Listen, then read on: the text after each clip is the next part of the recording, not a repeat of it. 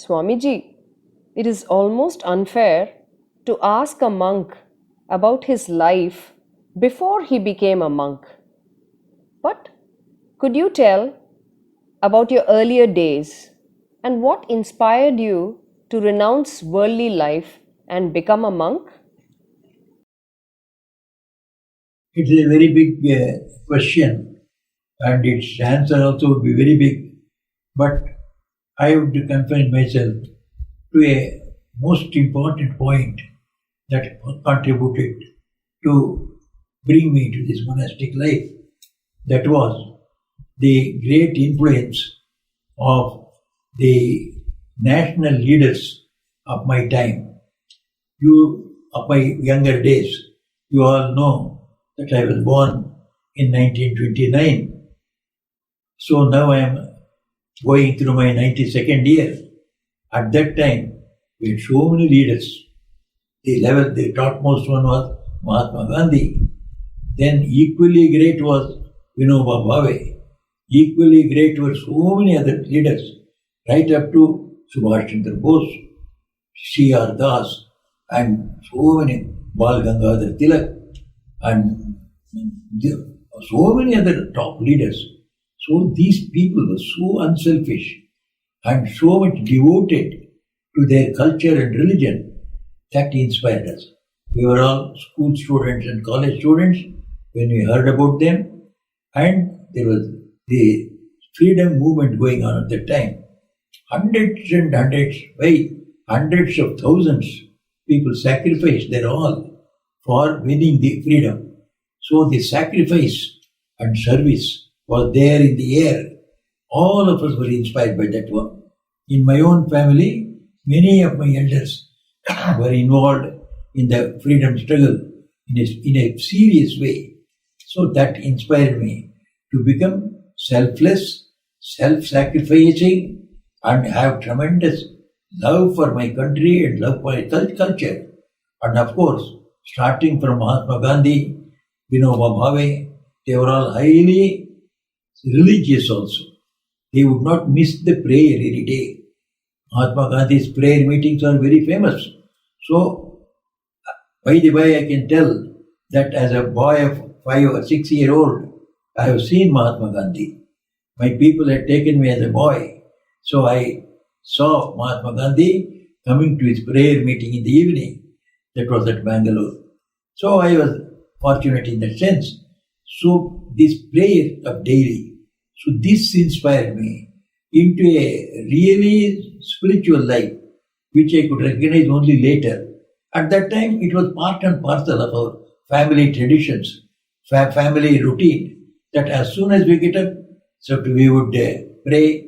In the evening also we would pray, and then we would read Bhagavad Gita, and we would be engaged in all our off hours from our school and college in social work or something to sacrifice, something to serve. So this, and the another great point we learned from the great leaders, especially from Gandhi and Vinoba, was observance of celibacy, brahmacharya. Everyone of we youngsters, we felt without this celibacy and brahmacharya, we would never be able to do anything for our great country or achieve anything in our life. From that time onwards, we had a grace for being pure, to look at all women as our own mother, our own sister. So this grace for brahmacharya was there from that young age. So when I grew up, slowly, very good friends came into my circle, my college students.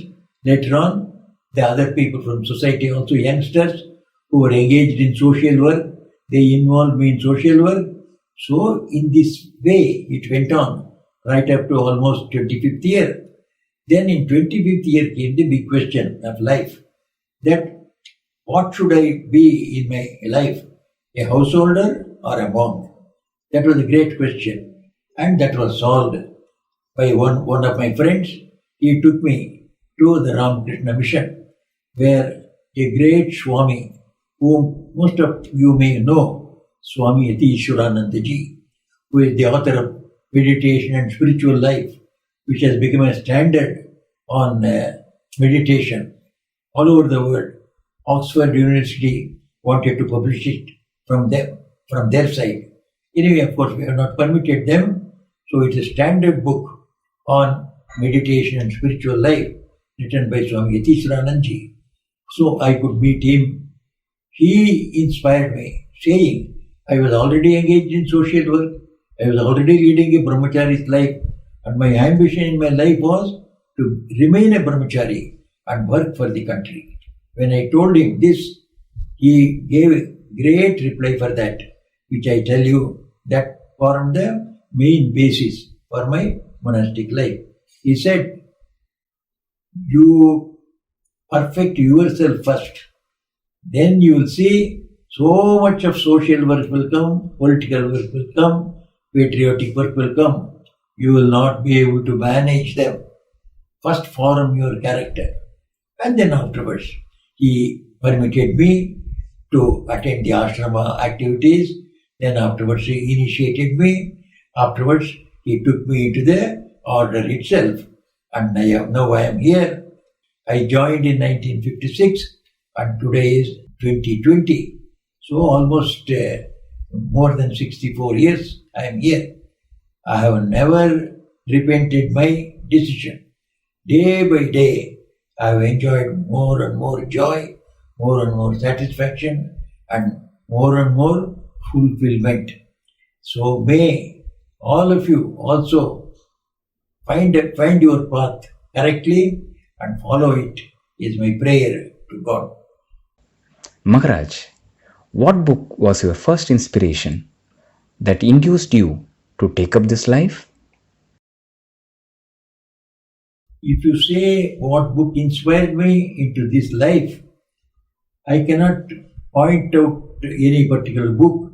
It is the lives of great people in our society at that time. So many people who have sacrificed everything for the sake of the country, for the sake of the welfare of others, working for the poor, working for the orphans, and working for the Harijans was a common thing there. So it is those influence of those great people who were sacrificers, who were renouncers, who were dedicated servants of God. It is those lives that inspired me. Of course, as I have already said, when I came into contact with the mission and I started my spiritual life in the mission and to be trained as a monk, the first book I received for reading was most probably, if my memory does not fail, the Life and Teachings of Swami Brahmananda. Even today it is a very valued book for every spiritual seeker. So many questions in spirituality regarding God, regarding one's own soul, regarding the duties of an aspirant, what are the obstacles in spiritual life. These have been explained so well by a most authentic person like Swami Brahmananda. That was the first book that induced me to take to this monastic life. Swamiji, a disciplined life is related to a good daily routine. What is your daily routine? Do monks need to meditate every day? You see, the monastic routine is may not be useful for the people who are in the society, because monastic life we are freed from the duties of society, duties of family, etc. So our routine may not be a very great inspiration, except that good people like this, they are doing it, it is an information to you. We start our daily life with prayer. Throughout the day, we try to keep up the thought that we are all God's children and we are the servants of God. And so all the creation is God's. Therefore, we are to serve the whole creation, seeing every creature as a temple of God. So we go through all our activities throughout the day, again end the day with prayer. Start the day with prayer, end the day with prayer. throughout the day, whatever we do, whether it is study, whether it is work, whether it is working in a hospital or in a dispensary or going to the farmers and giving them instructions about agriculture, whatever though they may appear as secular work, but we always see we are concerned with men there, and men are the temples of God. They are representative of God Himself. With this spirit, we work in society at least for 4, 5 or 6 hours a daily. All the monks of the order, they have to render service to society at least for 4 to 5 hours every day. And that 4 to 5 hours also, when we are associated with the creatures, the creation of God, we always feel we are serving God through all these creatures, through all these men and women. So this idea of our having God near us, within us, it continues through the work also. Then when we come back to our meditative time, then it helps us. Because these 4, 5 hours, 6 hours, we are able to find out our own faults, our own inefficiencies, and the things to improve. That makes us more and more perfect. First of all, it makes us humble, and then when we try to correct ourselves, gradually we go towards perfection. So this is how our monastic life goes on. Of course, your question that whether monks have to meditate each day, not only meditate each day, he has to meditate all through the day also. So then only you can hope to become a good monk, which is living in God, thinking about God continuously, whether you are working or whether you are resting. The undercurrent that we belong to God, God belongs to us. He has given this commission, the commission of human beings. Every human being has to have 2 goals before him. Swami Vivekananda said, Atmano mokshartham jagad hitaya. Try to perfect yourself and make yourself fit to see God. Seeing God is the goal of life. Secondly, alongside of it, along with it one, you have to serve the society, thinking that God alone is there before you in the form of society. These 2 goals are imperative for the modern man. If he has to be really a fulfilled person, lead a successful secular life and attain to spiritual enlightenment also. May Sri Ram Krishna bless you all in this direction. Maharaj, we generally see monks are mostly happy, being positive, and live longer. Is the life of a monk easy or difficult? I have already explained to you our monk's life. So they are positive because they are holding on to the most powerful, most stable support in the life, God Himself. We think that we are with God and God is with us. He is with every creature. Every creature. He is inside the creature and the creatures are inside Him. So this idea, when we go on thinking, contemplating, meditating, then naturally a person who is so well protected, well saved, well advised, well led, well guided, will always be happy and he will be positive and live longer is not very true. That all the monks live longer is not true. Young Swamis also pass away and old Swamis also are there. So that living longer concerns the body. So it doesn't concern the spiritual life.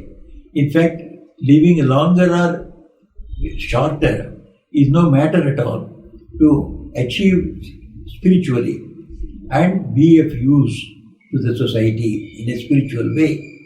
Therefore, live longer is not a truth. We live as long as God allows us to live, as long as He wants us to serve Him. That is how we think. And life of a monk is never difficult. It is like if you live a real monk's life, it has a charm of its own, just like the simplicity in a child. As long as the child in a simple atmosphere, it is so happy, so full of joy. Whereas if you put it into a complicated atmosphere, like into a hostel, like into a school where disciplines are imposed upon it, it becomes very unhappy. It does not want to go to school. It does not want to go to hostel. The life becomes difficult for him because his nature is simplicity. Everything must be simple. And in the house, he can be that. With the mother, he can be like that. So he is very happy.